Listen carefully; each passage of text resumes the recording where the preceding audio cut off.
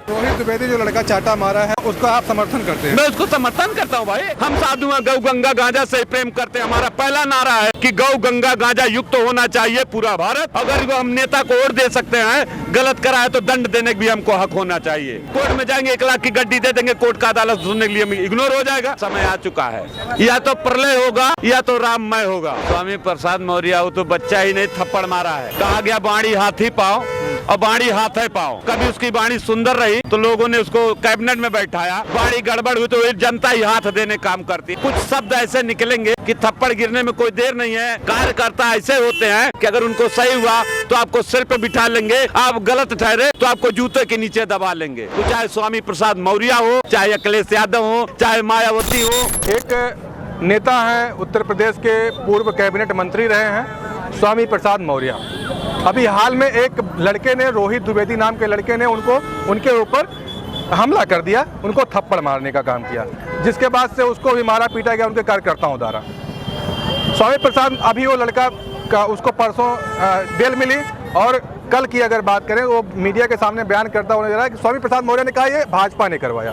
Bharatiya Janata party के ऊपर सीधा आरोप लगा रहे हैं, योगी आदित्यनाथ के ऊपर आरोप लगा रहे हैं कि इन्होंने करवाया। कहीं ना कहीं इसमें भाजपा की मिलीभगत है। अगर हम बात करेंगे उस लड़के रोहित द्विवेदी की, रोहित द्विवेदी ने कहा मैं किसी पार्टी से वो नहीं रखता, हमारे सनातन को गाली दिया, हमारे मनुस्मृति को गाली दिया, हमारे साधु संतों को गाली दिया, हमारे ब्राह्मण समाज को गाली दिया गया, इसलिए मैंने स्वामी प्रसाद मौर्य को थप्पड़ मारने का काम किया। इस बयान को लेकर के आप किस तरीके से देखते हैं? भाई देखिए, स्वामी प्रसाद मौर्य वो तो बच्चा ही नहीं, थप्पड़ मारा है। सही पूछा जाए वैसी अभद्र भाषाएं उसको। कहा गया बाणी हाथी पाओ और बाणी हाथ है पाओ। कभी उसकी बाणी सुंदर रही तो लोगों ने उसको कैबिनेट में बैठाया, बाणी गड़बड़ हुई तो जनता ही हाथ देने काम करती है। मैंने कहा बाणी हाथी पाओ और बाणी हाथ है पाओ। कुछ शब्द ऐसे निकलेंगे कि थप्पड़ गिरने में कोई देर नहीं है। वो तो छोटा बच्चा, आपने कहा थप्पड़ मारने को पार्टी आटी नहीं कराती है। मैं भी छोटा सा एक जिला है, अम्बेडकर नगर जिला, यही एक सुभाष राय वहाँ का विधायक है। उसका मैं संजोग बस हुआ, हमको बुलाया, बाबा थोड़ा हमारे प्रचार में आ जाइए, क्योंकि वो सपा से विधायक रहा और विधायक सपा उसको टिकट नहीं दी तो बीजेपी में शामिल हो गया। और बीजेपी से जब उसी ग्राम सभा में टिकट प्रचार करने जा रहा, वोट मांगने जा रहा है, उसी गाँव का यादव का बच्चा, उसी सुभाष राय यानी पूर्व विधायक समाजवादी पार्टी के, मौजूदा अदालत के बीजेपी के प्रत्याशी, मेरे सामने ही माँ बहन की गाली देना शुरू कर दिया। जो कि चुनाव का माहौल था, किसी ने हाथ नहीं उठाया, कार्यकर्ता ने, और शांत हमारे घर चले गए। अगर वो भी चाहते तो भी कहते मुझको ये सपा ने करवाया है, यादव का लड़का था, ऐसी कोई भावना नहीं। कार्यकर्ता ऐसे होते हैं कि अगर उनको सही हुआ तो आपको सिर पे बिठा लेंगे, आप गलत ठहरे तो आपको जूते के नीचे दबा लेंगे। वो चाहे स्वामी प्रसाद मौर्य हो, चाहे अखिलेश यादव हो, चाहे मायावती हो, चाहे ये राणा जो भी घूम रहे हैं डिफाल्टर लोग अपने माया के चक्कर में। आज तक इन्होंने कभी एक ही कार देखा, इन्होंने मर्यादा के पीछे देखा कि राम मंदिर क्या होती है, कृष्ण मंदिर क्या होती है, शिव मंदिर क्या होती है। ये लगे कहाँ रहे, कोई हाथी पार्क, कोई लोहिया पार्क, कोई जानेश्वर मिश्र पार्क। 3 पार्क आपको लखनऊ में दिखेंगे, चौथा दिल्ली में दिखता है, राजू चौक और जीबी रोड।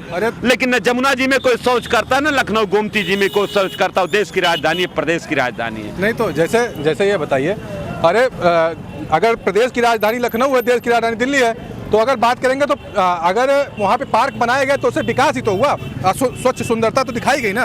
पार्क बना, अरे उसी तो हमारे संस्कृति का उल्लंघन हुआ। क्या होता है? यदि गौशाला बना हो तो जो नकेल भैया, टोटी चोर भैया को अच्छा लग रहा है कि गौशाला से बदबू आती है, तुमको ग्वाला कहने का अधिकार नहीं है।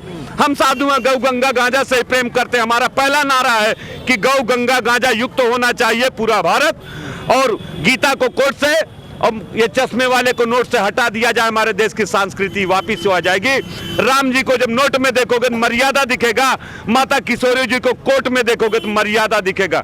मर्यादा का उल्लंघन नहीं करोगे, वहाँ आंख बांधकर गीता कहीं बैठी रही, इसलिए मर्यादा का उल्लंघन होता है, और चश्मे वाले बैठे हैं नोट पे, इसलिए मर्यादा का उल्लंघन होता है। बताइए, राम जी का फोटो अगर हम नोटों में छाप देंगे तो वो चाहे वैश्यालय हो, चाहे वो क्या बूचड़ खाना हो, हर जगह तो राम जी नजर आएंगे ना।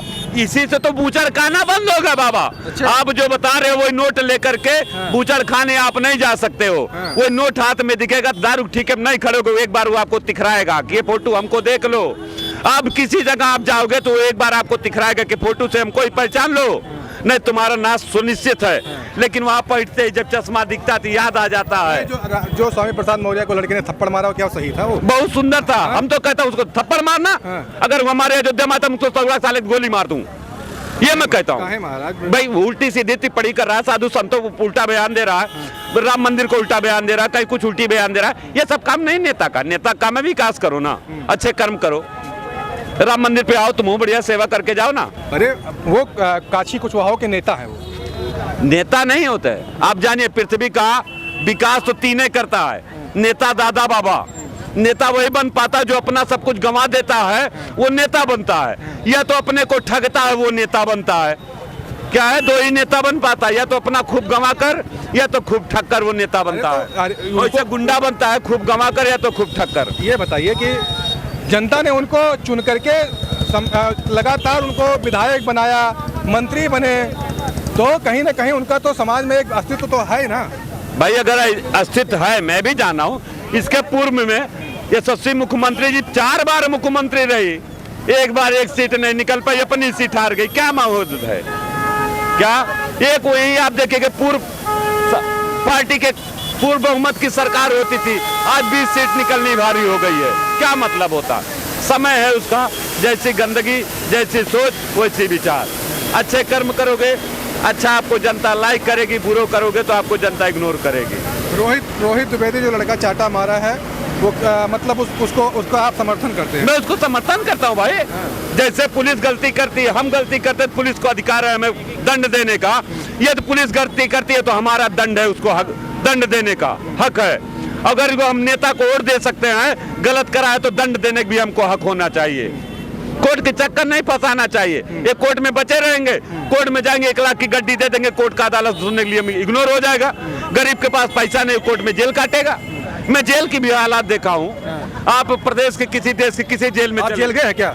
मुझको तो जेल भेजा गया, लेकिन जिसने जेल भेजा वो इससे मुझे छुड़वाया। उसने देखा जेलर ने पाव पकड़ के हमारी विदाई की अम्बेडकर नगर हाईटेक जेल से। बाबा 28 दिन रहकर जेल की न रोटी खाया न जेल का पानी पिया, दिखा दिया देखिए हमारी साधुशाही क्या शक्ति होती है। और जिस एसओ ने भेजा उसी ने हमको छुड़वाया। और उसने कहा बाबा हमसे गलती हो गया, आपको जेल भेजते ही हमारा परिवार नाश होना। तो ऐसे समर्थन करते होंगे ऐसे लोगों का, तभी जेल गए होंगे भाई। हम उसमें नहीं है, लोगों को मैंने बताया पैसा ना, वहाँ 152 बीघा जमीन में खाली करवा रहा हूँ, जिससे खेल मैदान, बारात घर, चिल्ड्रन अस्पताल बन जाए, 10 किलोमीटर रोड बन गई है। लेकिन वहाँ भूमाफिया लोग पैसा देकर बजा दिए इसे संविधान को। आज मैं बता रहा हूँ पैसा है तो सब। लेकिन नेताओं का कहना है कि देश में संविधान का राज रहेगा, मनुस्मृति स्मृति वाला कोई मतलब नहीं है, देश में संविधान का राज चलेगा। भाई देश में संविधान का राज चलेगा, बस समय कुछ दिन और है। संविधान भी चलेगा। लोग भी यही कह रहे थे कि इंदिरा जी भी चलेंगी, मुलायम भी चलेंगे, अखिलेश भी चलेंगी, माया भी चलेंगी। चलने दीजिए ना, समय आने दीजिए, बस समय आ चुका है। या तो प्रलय होगा या तो राममय होगा। क्या होगा?